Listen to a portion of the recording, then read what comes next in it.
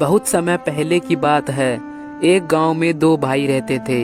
बड़ा भाई जिसका नाम मोहनलाल था, वह बहुत ही अमीर था, उसके पास सब कुछ था। परंतु छोटा भाई जिसका नाम रामू था, वह बहुत ही गरीब था।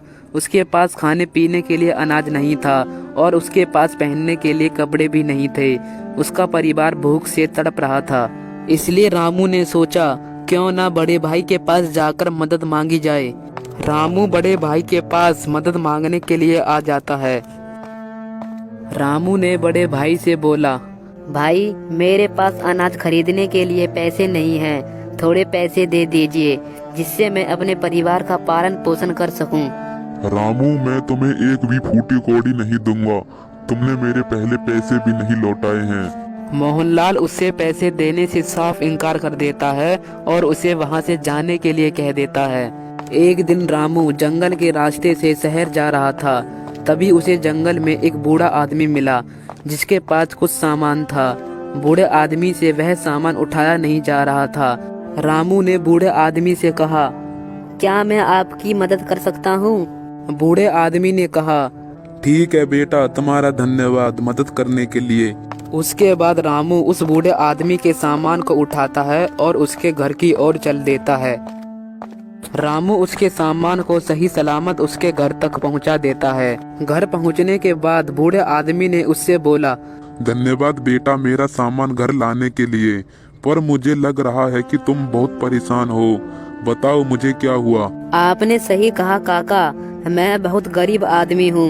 मेरे पास एक वक्त का खाना भी नहीं है और मुझे कोई काम भी नहीं मिल रहा।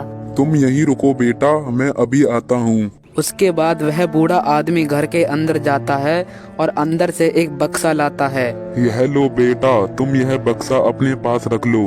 अरे काका, मैं इस बक्से का क्या करूँगा? अरे बेटा, यह कोई ऐसा वैसा बक्सा नहीं है, यह एक जादुई बक्सा है। इस बक्से को खोलते ही जो भी तुम मांगोगे वो तुम्हें मिल जाएगा। ठीक है काका, पर आप यह बक्सा मुझे क्यों दे रहे हैं? बेटा, अब यह बक्सा मेरे किसी काम का नहीं है, तुम इसे रख लो। और हाँ बेटा, काम हो जाने के बाद यह बक्सा बंद करना मत भूलना, नहीं तो बहुत बड़ी समस्या खड़ी हो जाएगी। ठीक है काका, मैं ध्यान रखूंगा। उसके बाद रामू उस बक्से को लेकर अपने घर चला जाता है। उस बक्से को देखकर रामू की पत्नी उससे कहती है, अब तुम यह क्या ले आए? हमें खाने की जरूरत है। इस बक्से का हम क्या करेंगे? अरे भाग्यवान, यह कोई ऐसा वैसा बक्सा नहीं है, यह एक जादुई बक्सा है। जो भी हमें चाहिए यह बक्सा हमें देगा। अरे मैं कैसे मान लूं कि यह एक जादुई बक्सा है? रुको, मैं अभी दिखाता हूँ। रामू ने उस बक्से को खोला और कहा, हे जादुई बक्से, हमें खाने के लिए खाना दो। तभी उस बक्से से बहुत प्रकार का खाना बाहर निकलता है। उसके बाद रामू ने उस बक्से को बंद कर दिया। रामू और उसकी पत्नी ने पेट भरकर खाना खाया। उसके बाद रामू ने उस बक्से से अलग अलग प्रकार का सामान निकालना शुरू कर दिया। कभी चावल, कभी दाल, कभी आटा इत्यादि निकालने लगा और उसे बाजार में जाकर बेचने लगा। धीरे धीरे उसकी गरीबी दूर होने लगी। एक दिन रामू चावल लेकर बाजार जा रहा होता है, तभी उसे उसका बड़ा भाई मिल जाता है। अरे रामू, इस बोरी में क्या है और तुम कहाँ जा रहे हो? इस बोरी में चावल है और मैं इसे बेचने के लिए बाजार में जा रहा हूँ। इतना कहकर रामू वहाँ से चला जाता है। मोहनलाल ने सोचा, कुछ दिन पहले तो यह मुझसे मदद मांगने के लिए आया था, अचानक इसके पास इतना पैसा कहाँ से आ गया?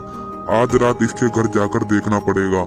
रात होते ही रामू और उसकी पत्नी उस बक्से को खोलते हैं और उसमें से चावल, दाल, आटा इत्यादि निकालते हैं। यह सब मोहनलाल खिड़की में से देख रहा होता है। रामू और रामू की पत्नी बक्से को बंद कर सोने के लिए चले जाते हैं। तभी रामू अंदर आ जाता है और उस बक्से को चुराकर वहाँ से भाग जाता है। भागते भागते वह जंगल में आ जाता है।